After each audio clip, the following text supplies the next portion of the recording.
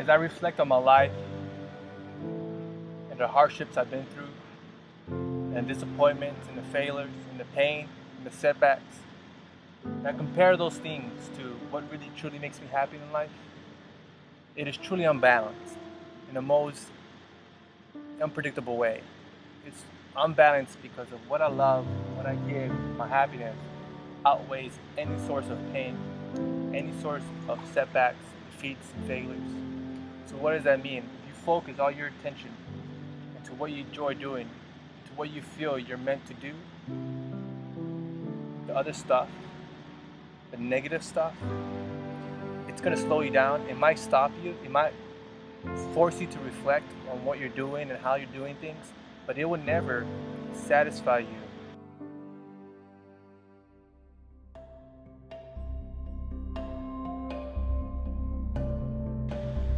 You know, this is my first major dream, to live in Hawaii. You know that it took me 5 years to get here. Do you understand the first time I ever had the notion, the desire, the dream, the thought to ever come to Hawaii? I was 18 years old and I was in jail. I was a month out of high school. I wasn't even applied to any colleges. I was working at a magic shop in San Antonio downtown. I was hanging around the wrong crowd and I wasn't doing anything with my life.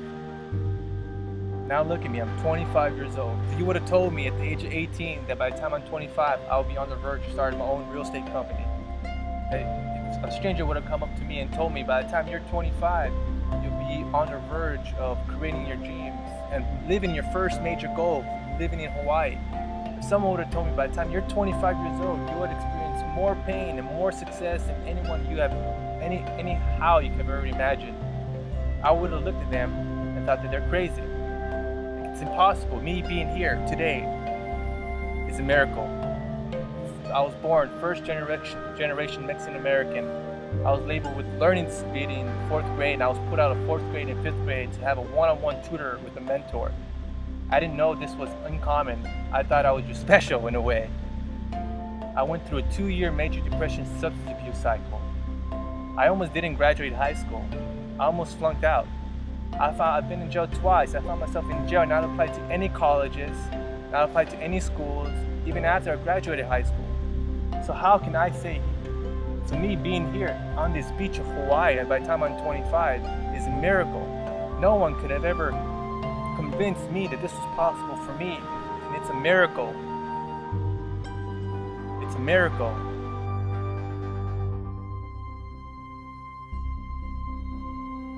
If you have dreams out in the sky, the first step you have to do is grab that dream, grab a stake and slam it to the ground, no matter how far you think it is.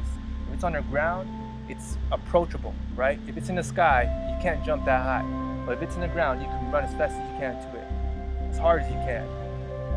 So stake it on the ground, step 1. Believe it's possible. Step 2, align your focus, energy. Believe it in here. Even if you don't, tell yourself every day it's possible, every day it's possible. So your belief has to be lined up to your goal. After that, what you need to do is your behaviors, your habits. Okay, you can't say you want this dream and yet play video games all day. Or you can't say I want this dream and spend all night watching movies rather than studying or focusing. You can't say I want this dream and eat unhealthy every day. No, align your thoughts, your dreams, and your habits and behaviors like this. Step 3, every day, make an action step that is going to be towards that goal. If it's running a marathon, it's every week you have a certain amount of miles you're going to run per week and divide it per day and divide it per length of the run. 6 miles, 8 miles this day, 12 miles this day.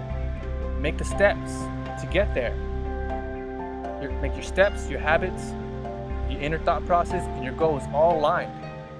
They have to be aligned.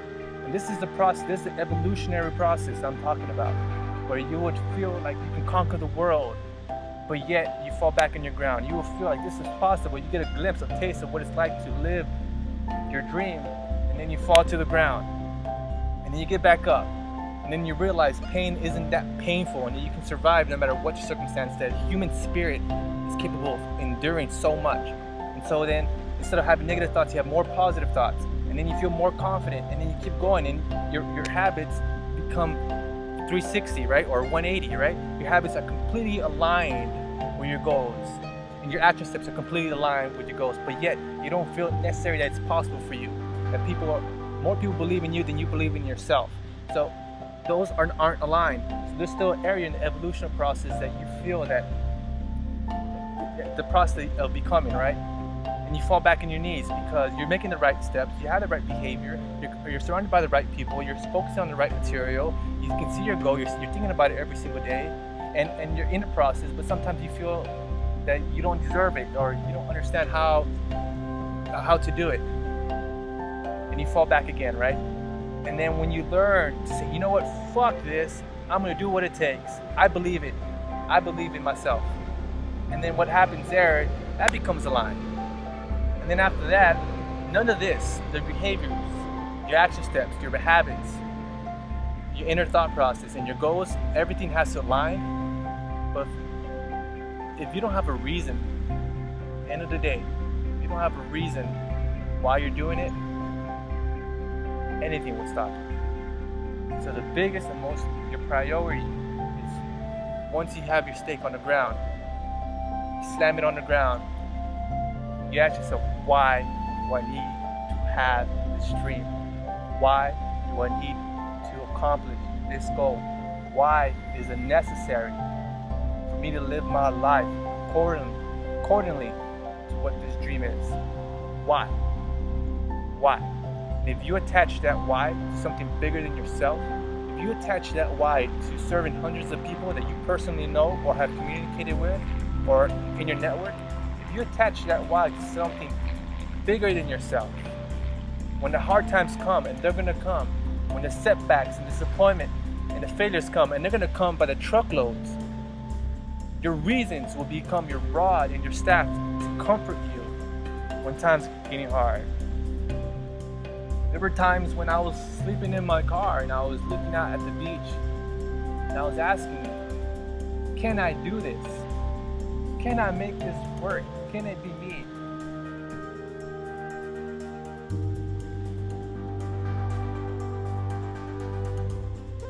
And your reasons are gonna help you along the way. Your big why, get it, focus it. Your behaviors, your habits, your inner thought process, and your goals all have to be aligned. All have to be aligned. You know what I mean?